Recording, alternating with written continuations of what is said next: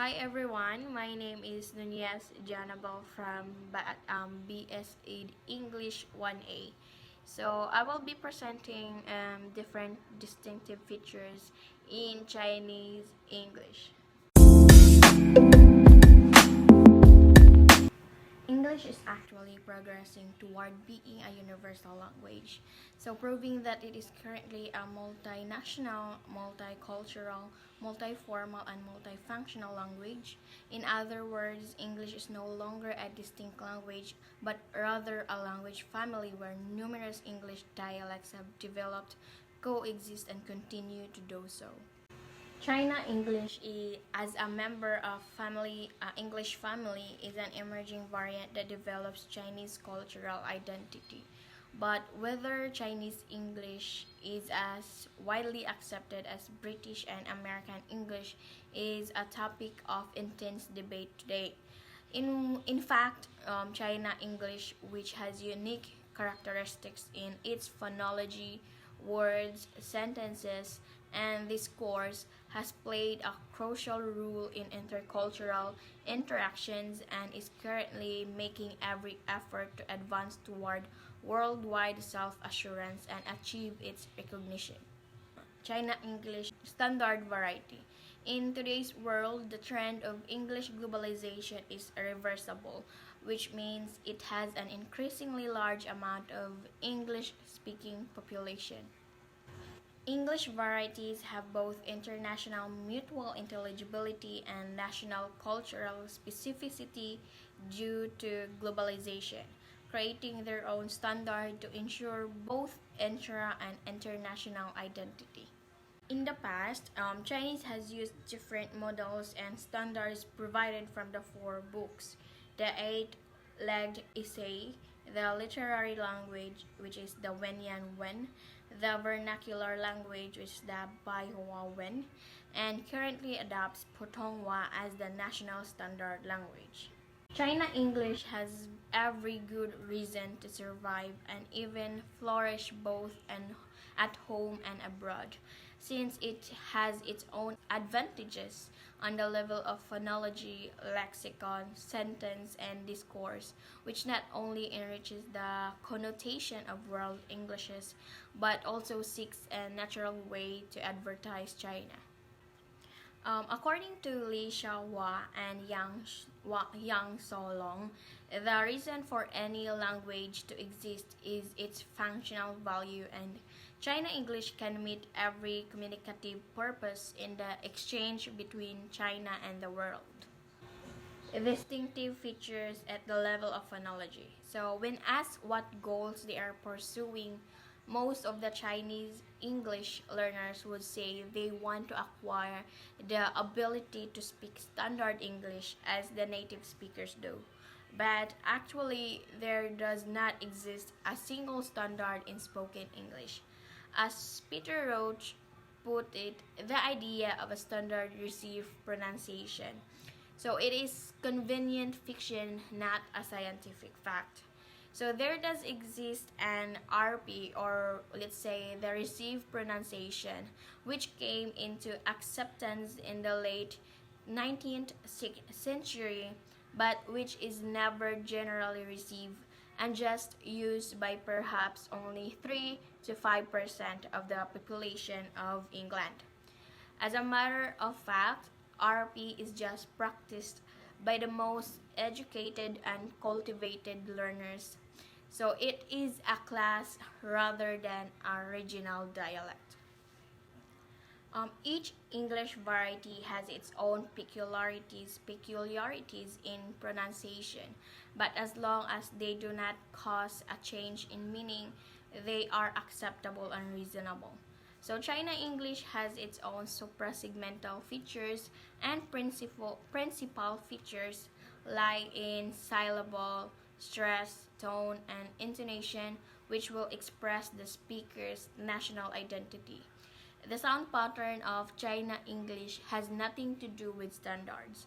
It is just a question of appropriateness to the given situation. So China English is a language phenomena with its capacity to voice ideas clearly and effectively, and should be allowed to exist. Distinctive features at the level of vocabulary. So languages are in close contact with one another due to various factors such as colonization, migration, trade, scientific or art exchanges, and the like. Word borrowings are the reciprocal borrowings that convey fresh ideas and new concepts characteristics of other cultures. So, English has borrowed a large amount of words from Chinese, and some of them have become part and parcel of the English language. And during the Qing Dynasty, some transliterations such as China, Chinese, Sino, and Silk were borrowed into English, which reflects the high level of self-culture of ancient China. The lack of proper equivalence in native English may be an important factor of vocabulary borrowing, but nowadays what determines the borrowing is to some extent the overall national strength, namely politics, economy, technology, and military. So according to Hu Zhaoyan, pointed out that loanwords may show a superiority of the nation from whose language they are borrowed. Distinctive features at the level of sentence. So different languages have different sentence structures that can achieve the same aesthetic result, since beauty is not a quality but an effect, and different languages have its own way to pursue beauty. So due to different ways of thinking, English people attach more attention to hypotaxis and tend to use logical connectives in making a grammatical connection when there is more than one independent clause. So there is scarcely any English sentence without a clause. On the contrary, Chinese prefer parataxis and they resort to reasoning for achieving logical coherence. To them, sometimes the logical relation between two sentences is self-evident that can be sensed and comprehended, so connective free sentences exist in Chinese. For examples, one for all for one couple, one child, one country, two systems. Instead of being stated, the relations between ideas are suggested and implied in China English, where explicit connectiveness or connectives are not necessary. Sometimes even subjects can also be omitted in China English, which makes the sentence more direct and concise. So for examples, very glad to see you. Long time no see. Sentences as listed above without subjects are quite typical in China English. Meanwhile, parallel structure characterized by conciseness, rhythm, and symmetric beauty also wins the affection of Chinese people and makes itself at home in China English. So for example, modesty helps one to go forward, whereas conceit makes one lag behind. Toward the people, you are warmer than a charcoal fire. Toward the enemy, you are sharper than a trenchant sword.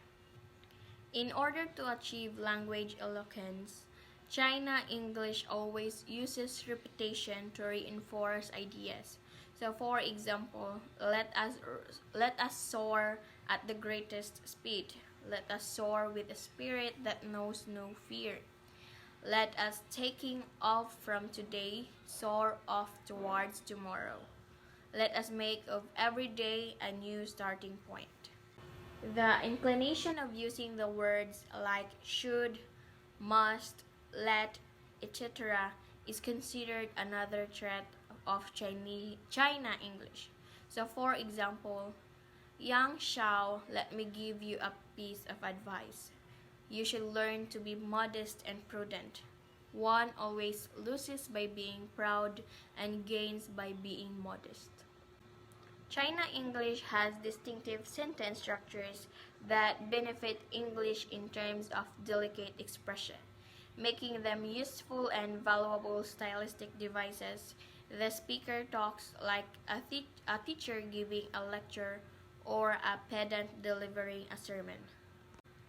Distinctive features at the level of text and discourse. The text and discourse style of a language is determined by its world outlook, so philosophical view, value system, and thinking patterns.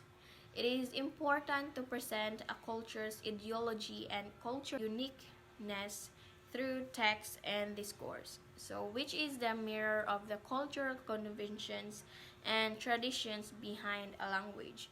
China English, with its characteristics at the text and discourse level, plays an important role in spreading and promoting Chinese culture to the world.